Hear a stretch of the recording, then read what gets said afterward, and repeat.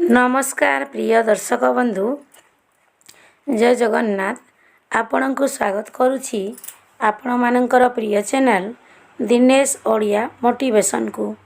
प्रिय दर्शक बंधु जो व्यक्ति माने चैनल को देखुचंती सब्सक्राइब करूनांती सब्सक्राइब करंतु वीडियो को लाइक करंतु अधिक रु अधिक मात्रा रे वीडियो को शेयर करंतु। जो व्यक्ति मानकर जन्म जातक मिथुन राशि अन्यथा जो व्यक्तिंकर जन्म जातक लग्न मिथुन लग्न जदि आपणक पाखरे जातक नाही आपणक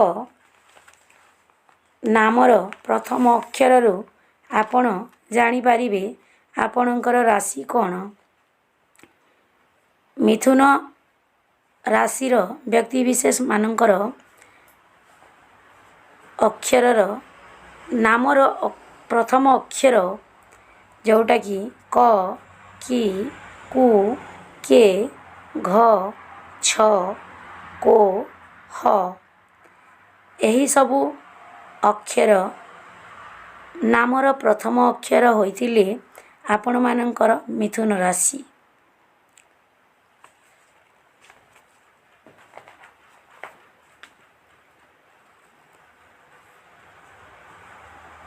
जदि आपण मानकर मिथुन राशि होइथाए ताहेले वीडियोटी को संपूर्ण भाव में देखंतु।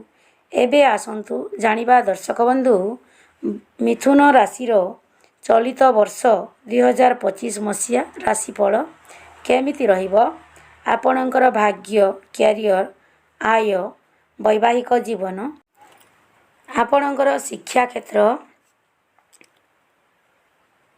किपरि रहिबो जानिबा ई वीडियो माध्यम रे। मिथुन राशिर व्यक्ति विशेष मानक पई एही वीडियोटी खास अटे तेणु शेष पर्यंत निहाती भाବରେ वीडियो को देखंतु।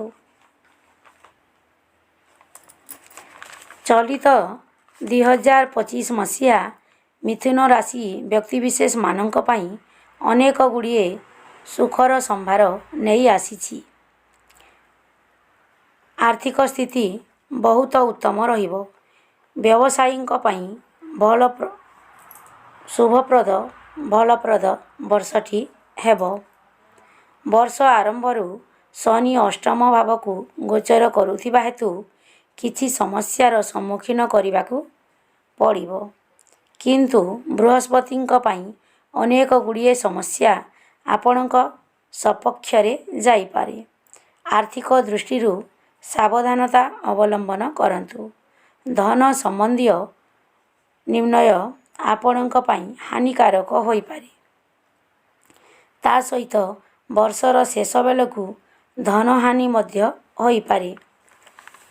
पारिवारिक जीवन सुखमय रहिबो एवं सफलता पाइबा पाई आपण बंधु परिजनक मध्य भूमिका स्मरणीय होई पारे। वैवाहिक जीवन रे एवं संतान क्षेत्र रे सामान्य रहिबो किछि मात्रा रे तळ उपर मध्य रही पारी। जदि आपणक जीवन साथी कर्मजीवी ताहेले वर्षर मध्य भाग रे किछि विशेष लाभ पाइबार संभावना रहुछि। स्वास्थ्य हेतुक सचेतनतार आवश्यक रहुछि। शारीरिक पीड़ार कारण होई पारे। विद्यार्थींक पई बहु परिश्रमर फल आखि दृष्टिकारक हेबो नाही। प्रतियोगितामूलक परीक्षा रे सफलता हासिल करि पारंती। मिथुन राशि व्यक्ति विशेष मानक पई प्रतिकार प्रतिदिन परमेश्वरंक दर्शन सह सूर्यंक पूजा एवं खाइबा आगरु किछि खाद्य काऊ कोइलिं को दियंतु। देखिबे आपणक वर्षटी भलरे कटिबो। रहिली दर्शक बंधु वीडियोटी को एठारे शेष करुछि। नेक्स्ट वीडियो आसीबा पर्यंत अपेक्षा करंतु। रहिली जय जगन्नाथ।